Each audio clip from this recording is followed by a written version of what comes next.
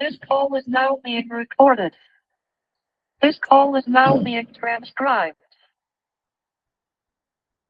All right, so yeah, so good day everyone. So this is the continuation of our discussion, no? So we ended at I mean we talk about the different how we differentiate the sensation and perception, and also the anatomy of the eye and how it works, no, on the visual pathways of to the brain, from the from an environment, and how this stimuli or stimulus converted to our brain, and how our brain interpreted it as how we see, or how we I mean how we see an object or a color, maybe. Okay, so right now we will talk about the different eye disorders, no.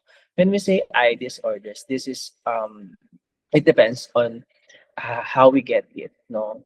Maybe on our lifestyle, or maybe in our um genetics, minsan namamana din siya, and o kaya may mga something wrong with our body, or how we use and abuse it in a certain situation, no.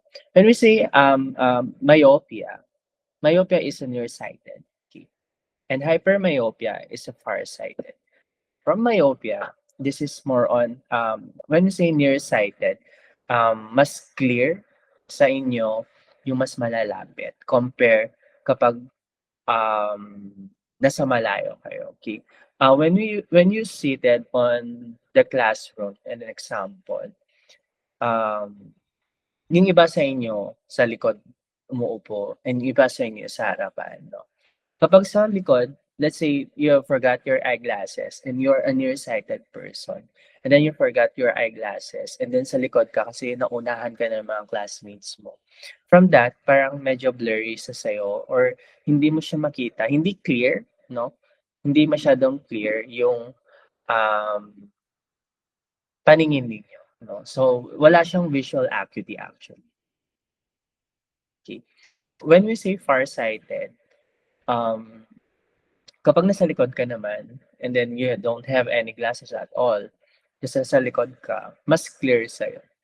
And then, may certain cases na because they are very far-sighted, mas clear yung object sa kanila pag malayo. Pero pag sobrang lapit na, parang it's more on the may nag-blurry siya. So, yeah. So, that is hypermyopia and myopia. Now, the next one is astigmatism. Okay.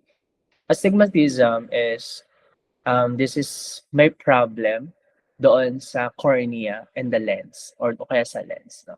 So yung lens kasi natin, 'di ba, as I've mentioned, it's parang siyang pa-oblong, no. Parang siyang lens na pa-oblong. Now, ngayon nagkakaroon kasi ng astigmatism ang isang tao kapag hindi correct o hindi perfect yung tawag dito, yung lens nila, or yung spherical, or yung basta yung lens na pa-spherical na shape, no, hindi siya um, perfect, no, in shape, in matter. Kaya nagkakaroon ng a blurred or distorted vision. An example na lang siguro, kapag wala naman kayong astigmatism, when try nyo tignan yung ilaw, or yung ilaw niyo sa bedroom, then try to like ganito, yan. Medyo close niyo lang ng eyes. I mean, medyo i-close niyo lang ng eyes ng slide. Then parang medyo parang may spike yan, no? Parang spike na blurred, no? As you can see, pag tinry niyo, parang meron siyang mga spike. Ganyan ang normal na paningin ng merong isang astigmatism. So, paano siya nako-correct? Depende siguro sa eyeglasses, pero ako kasi meron akong astigmatism. So ang suggest ng optometrist sa akin is kailangan ko daw i-practice yung when I'm focusing on something sa harapan ko, try ko daw na at I'm in interval time, after 20 minutes, tumingin daw ako sa malayo, then I'll just close my eyes, parang ganyan. Tapos tingin daw ako sa malayo for a certain minutes. So kahit 5 minutes, 5 to 10 minutes daw. Para lang daw ma-correct yung astigmatism ko. So usually ang astigmatism is nakaka-irritate siya. Sa totoo lang, nakaka-irritate siya, lalo na kapag you're driving. O kaya, yan, katulad nun dito sa presentation, ganyan ang nakikita kasi namin. So parang spike-spike siya. So masakit siya sa mata actually, no? Para siyang parang tumatama sa mata namin na parang may tumutusok gano'n. Pero wala naman siyang tumutusok pero nakaka-irritate sa amin. So what do we do is to use eyeglass and then yun nga yung practice na yung i-close daw yung eyes namin and then dapat malayo daw yung tingin. So that is astigmatism. Okay. Now the next one is the glaucoma or cataracts. And pala, sorry. Glaucoma and cataracts. Okay.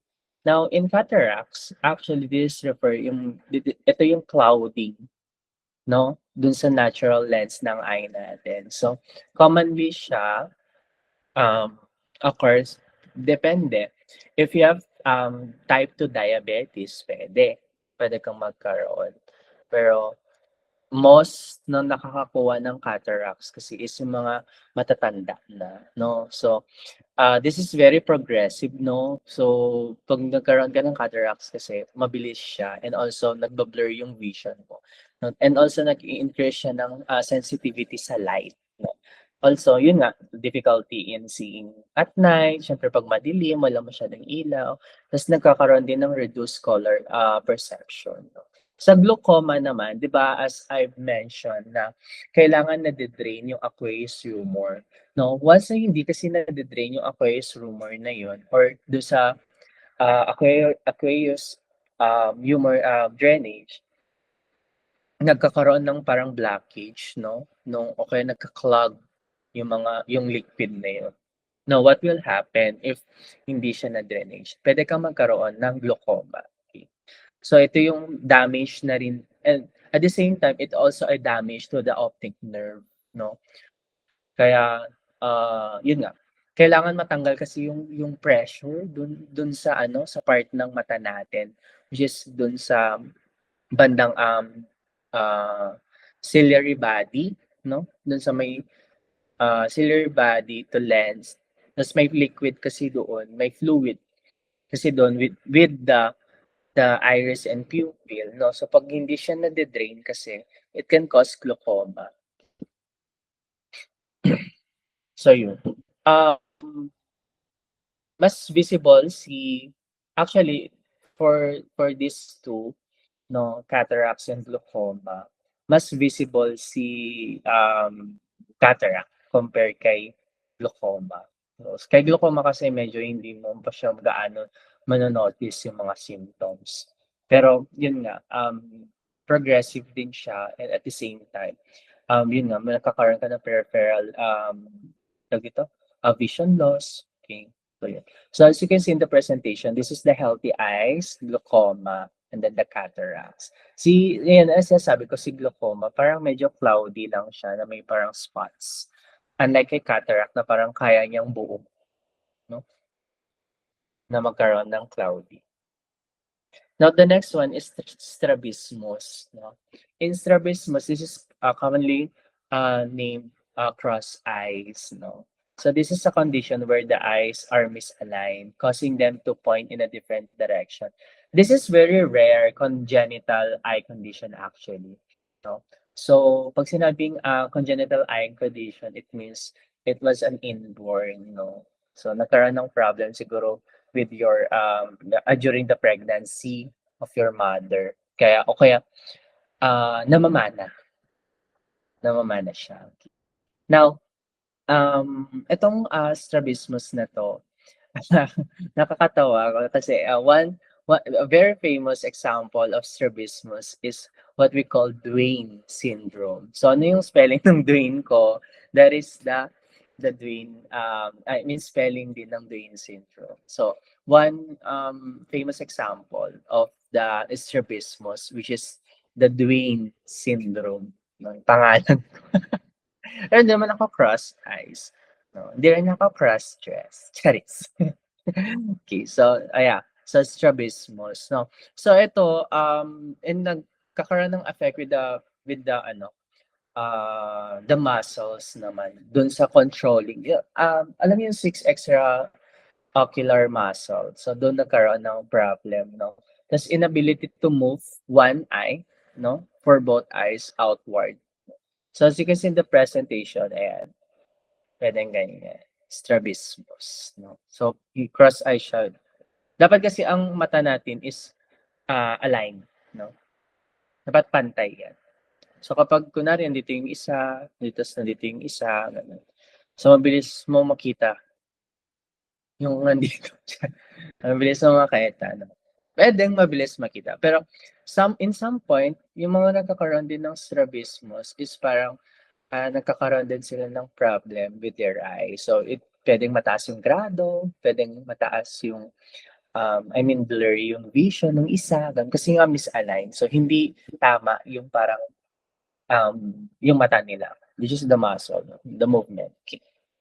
Now, let's talk about the different theories in the eye. No? So there is a theory like the trichromatic,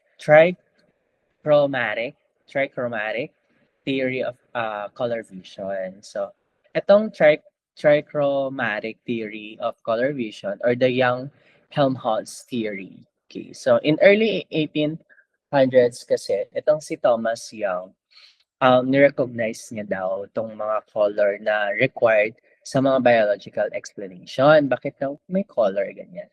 So, nag-propose siya na we perceive the color, no?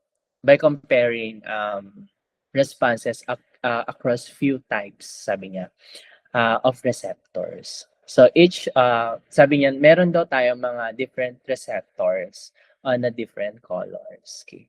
So, which is a very sensitive, yung isa daw is very sensitive with a different range of wavelengths. Yung isa naman daw, I mean, uh, itong mga tag dito, sensitive in the different wavelengths, this is was later proposed, no, or modified, na modified siya, not proposed, sorry. It was already modified by the Hermann Volz Helmholtz, no, who proposed the theory now known as the trichromatic theory of color vision, or the Young Helmholtz theory.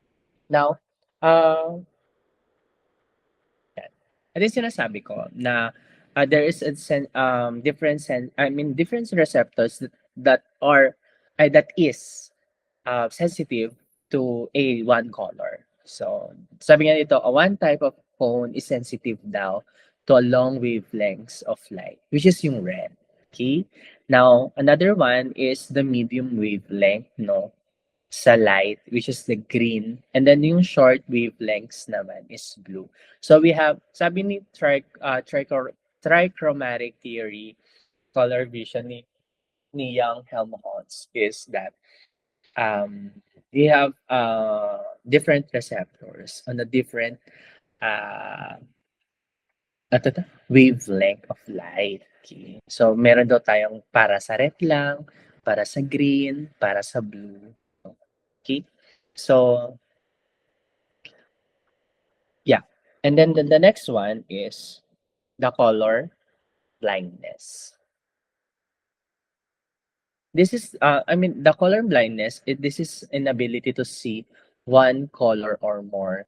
Ito yung sinasabi ko na um, it's either, meron yung iba na cases na grayscale lang ang nakikita nila. Imagine a world, meron nga silang nakikita, pero imagine a world without colors. Diba?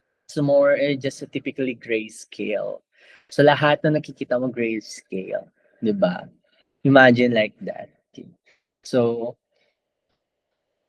parang, yeah, okay naman siguro. Siguro kung nung bata ka, you are like very tawag dito, um,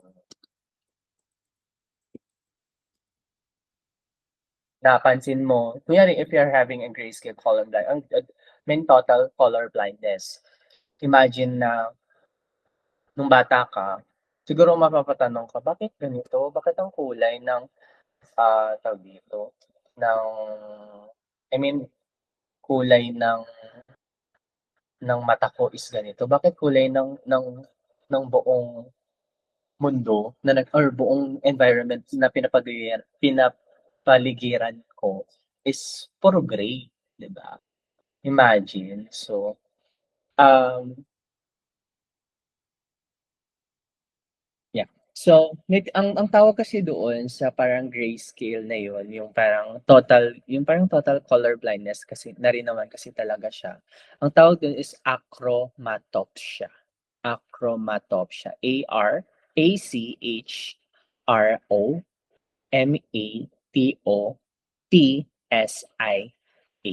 No? So, though meron mga glasses, actually meron ako nakitang video na parang may friends sila, this is from the US, may friends sila and then, meron siyang achromatopsia and dun sa birthday niya parang I think it's 17th birthday or 18th birthday, lalaki siya and then, meron silang binigay na eyeglasses 'no.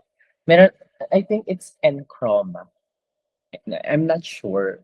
Pero that's the eyeglass, no?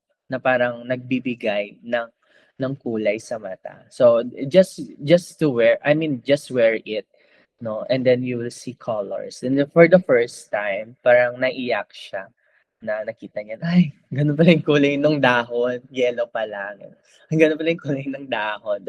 Kasi that time, yung video kasi na nakita ko is autumn 'no, so maraming dahon and then nung nakita hinawakan niya yung parang yung dahon na color brown ta's naiyak siya.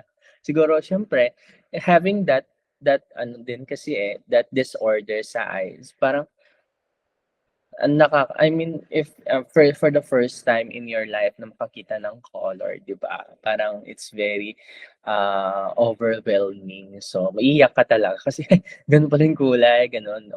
All this time, ang nakikita ko lang is gray, 'no? Gray and white. Yun lang ang na-a-appreciate kong, na nakikita ng aking mata. And then for the first na nakakita ko ng kulay, 'di ba? Imagine na siyempre kahit ako din 'no, ma-o-overwhelm din ako and then, yeah, siguro mag-cry din ako kasi siyempre, yun nga, first time ko makakita ng kulay. So, we have the different, how to check the, the color blindness, 'no. This is the Ishihara, charts. Actually, the Ishihara charts have 38, charts, 'no. And yeah, so hindi siya etong Ishihara charts kasi ito is hindi siya basta-basta na-administer. Only a license or have the certification to administer this test, 'no, sila lang yung puwede talaga mag-administer nitong Ishihara test or chart. Usually the Ishihara charts or the Ishihara test is, um binibigay siya sa mga uniform personnel 'no, yung, like the PNP, BFP, BGMP, and some, companies na kailangan kasi, if let's say nandun ka sa ano, sa, um, sa war. War. Let's say nandun ka sa war then hindi mo ma-determine let's say you have color blindness on a blue and yellow and then the bomb is color blue. Let's say lang naman, wala namang color na I mean blue na bomb. Let's say lang naman. And then nandun ka sa war, example lang 'to ha, satyr, satyr. Let's say nandun ka sa war and then, yung kalaban mo, the opponent uses blue na bomba. Oh. And then meron ka ngang blue color blue yellow color blindness. So you have the difficulty how to see blue and color yellow. And then that blue pala is nakita mong yellow. So hindi mo siya pinagkamalang bomba. So mga gano'n, no? O kaya yung wire sa bomba, red, blue, and green, yan. Tapos nalito ka, 'di ba? Instead of blue yung kakat mo, yung yellow ang ikakat mo. Something like that. So, yeah. Meron kaya kailangan normal yung color blindness, ay color vision mo for, I mean, to apply um, sa mga ganito, sa mga uniform personality. And this is 38 charts or slide, no? And then um, ang test kasi nito is kapag bumagsak ka ng 2 beses, may mali ka lang ng 2 beses, bagsak ka na. So ganun siya ka-sensitive si Ishihara test. So hindi ko na ipapakita ito kasi puro Ishihara lang, mga sample lang ng Ishihara siya. So I'd like to I'll just give the link na lang, no, for your tawag dito, test for this Ishihara para mas maintindihan niyo. Alright. So ganyan. So ganyan lang naman siya, yan. Parang ganyan, oh. Yan. So may 2, may 6, may 97. So you will just see kung ano yung numbers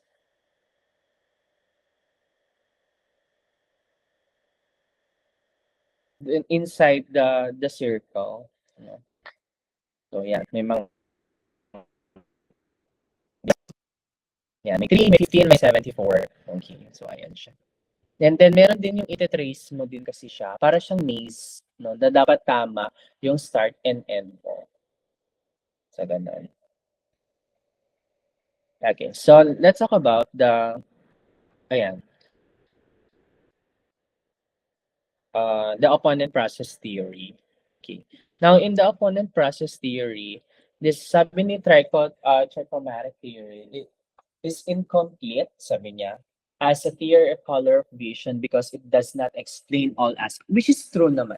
It does not, parang there is no test with the trichromatic theory. Parang sinasabi niya lang doon na, oh, you're just having cones that is very sensitive to the red, where just cones very sensitive to the green and then blue. No, there's no parang, yeah, tawag dito, hindi siya explain bakit ganun. No? Now, here in the opponent process theory, this is more on, I mean, the negative color after image. Okay. So I do have example here. As you can see in the presentation, you just stare for 20 seconds to the black dot. No, just stare I mean, just stare to the image. You focus on the black dot for 20 seconds. Okay, and do not blink your eye. Again, you focus on the black dot inside to the clover, and then do not blink for 20 seconds. Then after that, you blink and then you switch on the box on your right side. And then there is somewhat color blue na nasa gitna, makikita nyo dyan. And then meron siyang side na parang may green, red. So, yung red, di ba makikita nyo dito sa image ng clover, the red one, when you switch on the the empty box on the right part, parang naging blue siya. Tama? And then yung blue na side ng clover is parang medyo naging red and green. So yun yung sinasabi ni opponent process theory, no? That when we see, I mean, there is a negative color after image, no? Like when you look at the bright, sabi niya, or the color of an object that is, I mean, extended on a period, and then look on the neural surface neutral surface, parang you will see a complementary color opposite of the color na tinignan niyo ng matagal, 'di ba? Astig, astig, igig, charis, 'di ba? So, yeah. So, bakit gano'n? Bakit gano'n ang tawag dito, ang nangyari? Bakit biglang naging iba yung kulay? So, this is a related phenomenon, 'no? Sabi ni Ewald Herring, 'no, na propose niya itong opponent process theory. According to this theory actually,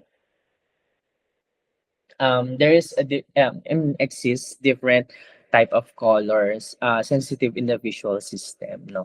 Then there is a cell daw that is sensitive to a two colors of light, sabi niya. So, itong mga uh, I mean the two colors of light daw, and also, there are thought na parang may three types din daw itong opponent process cells natin from our visual um, system. Number one is the red and green, okay? Yellow and blue, and black and white. So yun daw yun yung tatlong type daw ng opponent process cells natin. Again, our three types of opponent process cell is the red, green, the yellow, blue, and the black and white. So yun. So yung nakikita nyo dun is parang um, negative after image. Yan.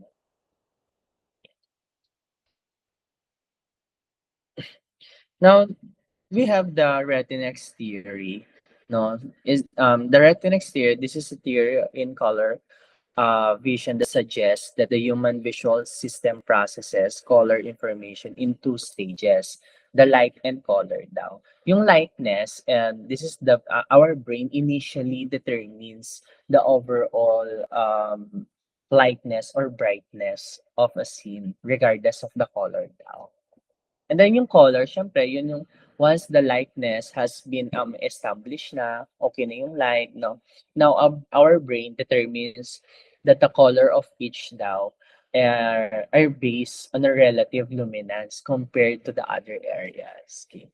So itong theory na to is tinatawag na, it uses process called color constancy. Okay. Again, the Retinex theory uses this process, no, called color constancy.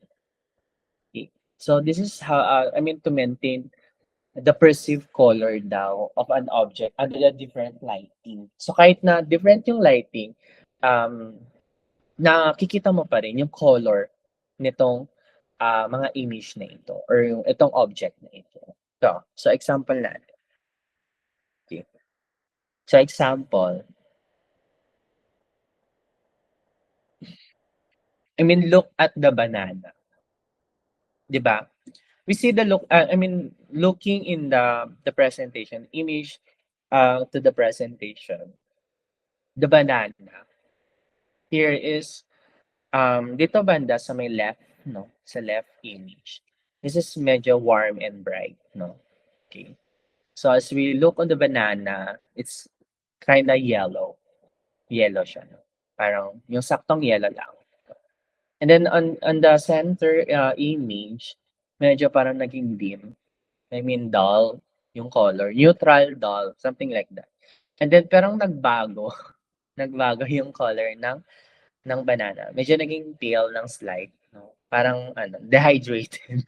Dehydrated yung banana, be. Ganun. And then the third one, the third image, medyo darker na yung light, no? Tapos pag tinitignan natin yung banana, sobrang severe dehydration na siya. Medyo naging na, 'di ba? Medyo naging pale na, pero we look the color pa din, no? It's yellow. Pero yun nga lang, parang nagkaroon ng difference from the lighting. Okay. So that is the Retinex theory. Then the next one, this is the Rubik Cube Illusion by Lotto and Purvis. No, Lotto and Purvis. Now, the Rubik's Cube Illusion by Lotto and Purvis. This is, I mean, to further demonstrate the color constancy, consider niyo tong Rubik's illusion, no? Rubik's cube illusion. Although the different colors of the light illuminate the two objects, no? So we easily identify the blue chips in the panel A. Tama? And yellow chips in the panel B. Okay. Correct. Nakikita niyo ba yung blue chips in the panel A, yung sa letter A? Kita niyo ba yung blue chips? Nakikita niyo yung yellow chips. Now, when we observe the result removing the panel, so mas mabilis nating makita yung yan. In the panel C, mas mabilis natin ma-determine. Ito pala yung mga blue chips. Yung gray dyan. That is the blue chips. And then sa panel D, yung gray dyan na blocks. Na box. Or blocks. Yeah. So, yeah. So, yan yung yellow na chips. Now, in panel A, I mean, the red chips, blue chips in the panel A and the yellow chips in the panel B are now appear green here. Diba? So, mas makikita natin yung chips. Mas mabilis natin ma-identify kapag nakalikod na, layer to the back yung panel. Compare dito, di ba? Parang medyo mahirap siyang i-determine. Yan. Medyo mahirap siyang i-determine. Nasaan yung yellow? Nasaan yung blue? Okay.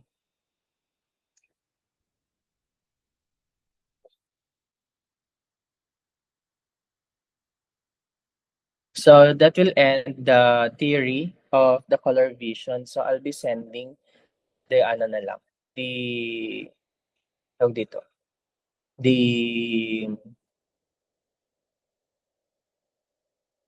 this recorded video, no? So thank you very much for your listening. For listening. Bye-bye.